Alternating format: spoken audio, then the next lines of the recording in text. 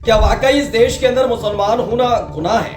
क्या वाकई इस दौर में अपनी राजनीति को चमकाने के लिए मुसलमानों के खिलाफ जहर उगलना फैशन बन गया है? क्योंकि आज जो मैं वीडियो दिखाने जा रहा हूं वो केवल बीजेपी शासित राज्यों की नहीं है, बल्कि उन राज्यों की भी है जहां कांग्रेस की सरकार है, वहां कांग्रेस के नेता हैं, वहां कांग्रेस के मंत्री हैं जो डंके की चोट पर मुसलमानों के खिलाफ कुछ बोलते हैं और उसके फौरन बाद ही तमाशे शुरू हो जाते हैं। आज एक नहीं दो नहीं, लगातार पिछले 24 घंटे में जो कार्रवाइयां हुई हैं, जो चीजें हुई हैं, वो दिखाने जा रहा हूं और उसे देखने के बाद आप समझ जाएंगे और आप सोचने पर मजबूर हो जाएंगे कि क्या वाकई इस देश के अंदर, इस मुल्क के अंदर मुसलमान होना गुनाह है। नमस्कार, मैं हूं प्रज्वल गौतम और आप देख रहे हैं द हिंदुस्तान पोस्ट। सबसे पहले शुरुआत करूंगा दोस्तों आज बीजेपी शासित राज्य से नहीं, मैं करूंगा सबसे पहले उस राज्य से जिस राज्य की जनता ने यह हिंदू मुसलमान वाली राजनीति से ऊपर उठकर, इस गंदगी वाली राजनीति से ऊपर उठकर कांग्रेस की सरकार बनाई थी पूरी उम्मीदों के साथ। लेकिन वही प्रदेश इन दिनों उथल पुथल की स्थिति में, पहले आरोप, फिर एक मंत्री का पहले बयान और उसके बाद तमाशे शुरू हो जाना। पहले वीडियो देखिए आप। नजर आई और यहाँ पर जो निशान दिखे, निशान लग रहे हैं, बड़ा लगाना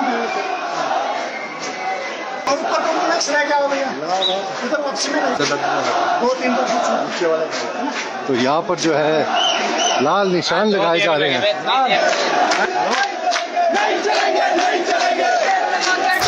तो वकार हसन है, उन्होंने इसे ट्वीट किया। In Himachal Solan shops owned by Muslims were marked during the protest rally held by Hindutva outfits over the Sanjoli Mosque issue on Monday। यानी बताया गया कि अभी तक तो आप शिमला सुन रहे थे ना, शिमला में संजौली में जो हो रहा है, एक मस्जिद हुआ करती थी, वो आलिशान बन गई, वहां पर मुसलमान गंदगी फैलाने का काम करते हैं, तमाम तरह के आरोप और मंत्री का बयान तक आ गया था। अब इन सब के बीच आपने देखा भी कितना दबाव डाला गया कि खुद मुस्लिम पक्ष को आगे आकर अपनी ही मस्जिद पर हथौड़ा चलाना पड़ा, इतना मजबूर किया गया। खैर छोड़िए, अब आगे आते हैं। दरअसल शिमला के साथ साथ अलग अलग जिलों में, हिमाचल प्रदेश के अलग अलग जिलों में, हिमाचल प्रदेश में कांग्रेस की सरकार है, सोचिए। और एक मंत्री भी जो थे जिन्होंने मस्जिद के बारे में बोला था, वो भी कांग्रेस के ही नेता है। अब सोचिए वहीं उसी जगह अलग अलग जिलों में कैसे मुसलमानों के खिलाफ काम हो रहा है। क्या एक रैली बुलाई, चलिए आप रैली करिए, आपको कोई दिक्कत नहीं संजौली वाले मामले पर। लेकिन ये क्या कि आप ये चिन्हित करने लग जाएंगे कि ये हिंदू की दुकान है, ये मुसलमान की। अभी याद है आपको मुजफ्फरनगर वाला कांड, याद होगा, जहां पर कांवड़ यात्रा के दौरान कौन हिंदू है कौन मुसलमान दुकानदार है ये बताना होगा। अदालत ने फटकार भी लगाई थी, पेच कसे थे, लेकिन इन्हें शर्म नहीं आ रही। ये जो हिंदूवादी संगठन है उनके कार्यकर्ता न केवल प्रोटेस्ट करते हैं, बल्कि सोलन में क्या करते हैं, सोलन में जा जाकर अलग अलग सोलन में जगह जगह जा जाकर मार्क बनाते हैं कि हिंदू की दुकानें मुसलमानों की। और सोचिए कांग्रेस शासित राज्य में ये हो रहा है, वहां पुलिस शांत बैठी हुई है, ऐसे लोगों पर कार्रवाई नहीं कर पाई। इसमें आगे लिखा है, after minister Anirudh Singh statement, मैंने बताया था ना अनिरुद्ध सिंह का स्टेटमेंट था, hate campaign against Muslim were launched in Shimla, Mandi, Palampur, Kullu और सोलन। इसे ही विनोद कापड़ी जो बड़े वरिष्ठ पत्रकार है, उन्होंने क्या ट्वीट किया, हिमाचल प्रदेश में ये क्या हो रहा है। सुखविंदर सिंह सुक्खू राहुल गांधी से पूछा, इन नफरतियों को कानून और संविधान का रास्ता क्यों नहीं दिखाया जा रहा है। मैंने शुरुआत में एक बात कही थी वीडियो शुरू करने से पहले कि क्या इस देश के अंदर मुस्लिम होना गुनाह है, या फिर अपनी राजनीति को चमकाने के लिए मुसलमानों को कोसना, उनके खिलाफ गंदगी उगलना फैशन बन गया। बड़ा आसान है, कुछ नहीं करना आपको, इसमें बहुत मेहनत की जरूरत नहीं है। इसमें क्या करना है, बस मुसलमानों के खिलाफ गंदगी उगली। जैसे मैं वीडियो बना रहा हूं, वीडियो बनाते मैं मुसलमानों के खिलाफ कुछ भी अंटशंट बयान देने लग जाऊं, ये अपने आप में राजनीति चमक जाएगी। वो बात अलग है कि संविधान का माखौल उड़ रहा है, कानून की धज्जियां उड़ रही, तो वो फैशन बन गया है, कोई लेना देना नहीं। सोचिए जिन ये कांग्रेस के, समाजवादी, सभी विपक्ष की पार्टी के नेता क्या कहते हैं, ये कहते हैं कि भाई जहां जहां बीजेपी शासित राज्य है वहां पर मुसलमानों के साथ दुर्व्यवहार हो रहा है। और यहां देखिए क्या किया जा रहा है। याद करिए मध्य प्रदेश के कलेक्टर ने जब ये बयान दे दिया था कि भैया अगर कोई हिंदू है आरोपी तो उसके घर को बुलडोज नहीं करेंगे, उसके घर को नहीं गिराएंगे, लेकिन मुसलमान होगा तो गिरा देंगे।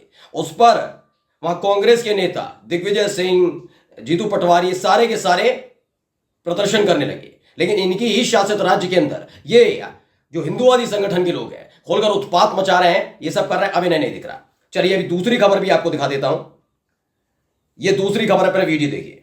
112 पे फोन करो, झंडा दिखाएगा वीडियो बनवास की, झंडा लहरा हुआ है, दिखा भाई दिखा,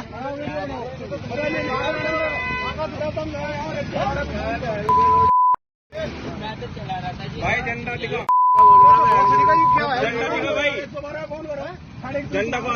तो आपको एक मोटरसाइकिल नजर आ रही होगी, मोटरसाइकिल में आपने देखा होगा जो शायद में डिग्गी लगाते हैं, वहां उस बैग में एक हरे रंग का कपड़ा रखा था।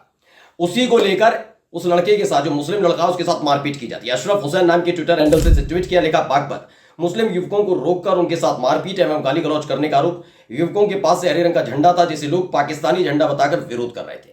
मतलब हरे रंग का झंडा पाकिस्तानी झंडा हो जाता है और इसी के आधार पर मुस्लिम लड़कों को पीट दिया जाता है।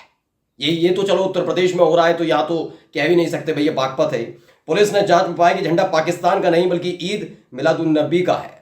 यानी 12 वफात के मौके पर ईद मिलादुन्नबी के मौके पर ये ऐसे हिंदुवादी संगठन के लोग घूम रहे थे, ढूंढ रहे थे कि टोपी वाले, दाढ़ी वाले ये लोग दिख जाए, इनके पास से कुछ ऐसा मिल जाए जिसके बाद तमाशा किया जा सके। क्योंकि बेरोजगार बैठे ना ये लोग, जितने तमाशा करने वाले बेरोजगार बैठे हैं, रोजगार तभी मिलता है, तो ये कूद पड़े। इन्होंने लड़कों के साथ सिर्फ इसलिए मारपीट की क्योंकि इनका कहना था इनके पास हरे रंग का झंडा है जो पाकिस्तान का है। वो बात अलग है कि पुलिस का कहना है वो पाकिस्तान का झंडा नहीं है बल्कि इस्लाम का झंडा माना जाता है, लेकिन नहीं, इनको तमाशा करना था और उन्होंने तमाशा किया। सवाल ये, इनमें कितने गिरफ्तार। आइए एक और खबर दिखाता हूं मैं, इस आदमी को सुनिएगा पहले ही क्या कह रहा है। चल रहा है, हिंदुओं सोचो, आज जो तुम दूसरे हिंदुओं के साथ कर रहे हो तुम्हारे साथ भी एक दिन ये जरूर होगा।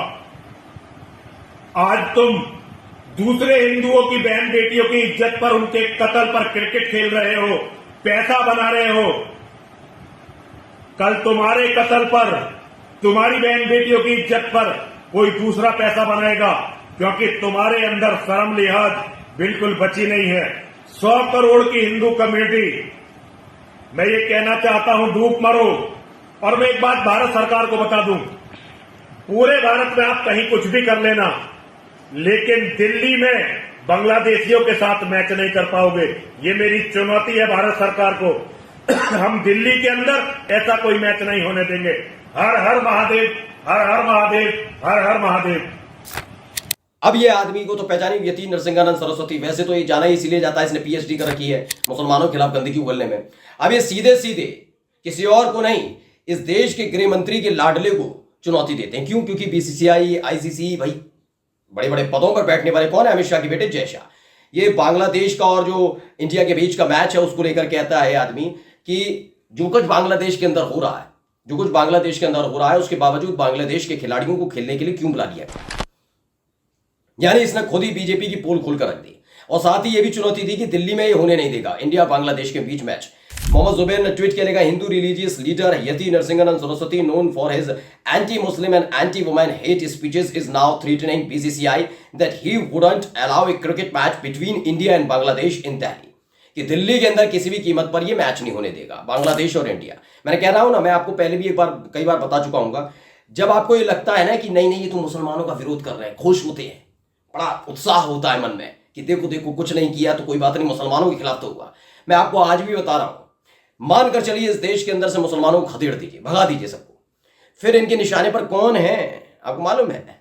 इनके निशाने पर फिर दूसरे धर्म के और अपने ही धर्म की जातियों की, निचली जातियों के लोगों को है, उन्हीं के साथ ये दुर्व्यवहार करेगी, किसी को बख्शने वाले नहीं है। एक और खबर है, पहले थोड़ा सा मैं इनका बयान सुना रहा हूं। भाषण, वो भी मंदिर के माइक से, मेहरुद्दीन अंग्रेज। देखिए फरहान भाई, अभी तक ये हमारे पे बार बार इल्जाम लगाया जाता था कि मुसलमान जो है पत्थर फेंकते हैं, मुसलमान जो है दंगा करते हैं, मगर आज तो चाल चरित्र चेहरा सामने आ गया। भाजपा का नेता मंदिर से ऐसी बात कर रहा, नफरत की बात कर रहा, और टारगेट मुसलमान है, मुसलमानों के त्योहार टारगेट हो रहे हैं। और शासन प्रशासन क्या कर रहा है? उसको बहनों की तरह यहाँ पर बिठा रखा है, बहनों ही बनाकर बिठा रखा है। उसको हवालात में क्यों नहीं डालती पुलिस जब उसके खिलाफ एफआईआर हो गई? मगर यही अंसार इमरान एहसान ने ट्वीट किया कि दिल्ली के शास्त्री पार्क इलाके में एक हिंदू चरमपंथी बंटी नाम के युवक ने मंदिर के माइक से मुसलमानों के खिलाफ भड़काऊ भाषण देते हुए आपत्तिजनक नारे लगाए। ऐसी अफसोसजनक घटना होने के बाद मुस्लिम समाज ने हाजिर अंग्रेज की अगुवाई में थाने का घेराव किया, जिसके बाद फिर दर्ज की गई एफआईआर। मगर पुलिस प्रशासन द्वारा इस चरमपंथी युवक पर कार्रवाई करने के बजाय उसकी दामाद की तरह बिठाकर उसे रखा गया। एक समय के लिए सोच कर देखिए, अगर ऐसे ही कोई मुस्लिम युवक मस्जिद से माइक कर से कुछ बोल देता तो यह प्रशासन उस मामले में क्या कार्रवाई करता।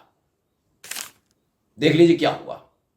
लोग आरोप भाई कह रहे हैं कि आप अपना धर्म निभाइए, हम अपना कर रहे हैं, वो चल भी रहा है, लेकिन जो गंदगी बोलता है वो हीरो बन जाता है। ये आसान तो नहीं हो सकता। और ये शास्त्री पार्क इलाका कौन सा है वो मैं दिखाता हूं, पहले ये वीडियो देखिए।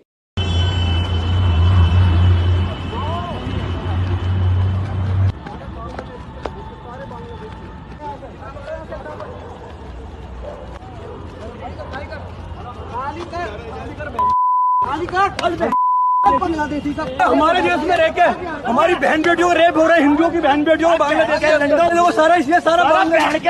ये वीडियो पुरानी है दोस्तों, ठीक है। इस वीडियो में आप देख रहे होंगे कि बदतमीजी कीजिए। बांग्लादेश में जब तख्ता पलट हुआ और उसके बाद जो तस्वीरें निकल के आई, उसके बाद यही गुंडे मवाली इसी शास्त्री पार्क इलाके में बांग्लादेशियों को बताकर, जो मुस्लिम थे जो वहां कैंप में रह रहे थे, उन बांग्लादेशी बताकर उनसे मारपीट कर रहे थे।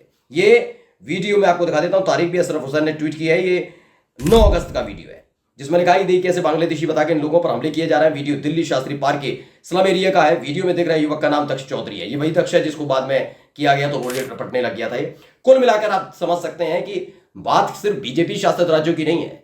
ऐसे हिंदूवादी संगठन के नाम पर मवालीपन फैलाने वालों को कांग्रेस की सरकार में भी खुली छूट दे रखी है क्या? अगर नहीं तो ये मसला क्यों उठ रहा है इतना? क्यों शिमला के बाद वालमपुर और अलग अलग जिलों में मुस्लिम विरोधी काम हो रहा है? नमस्कार।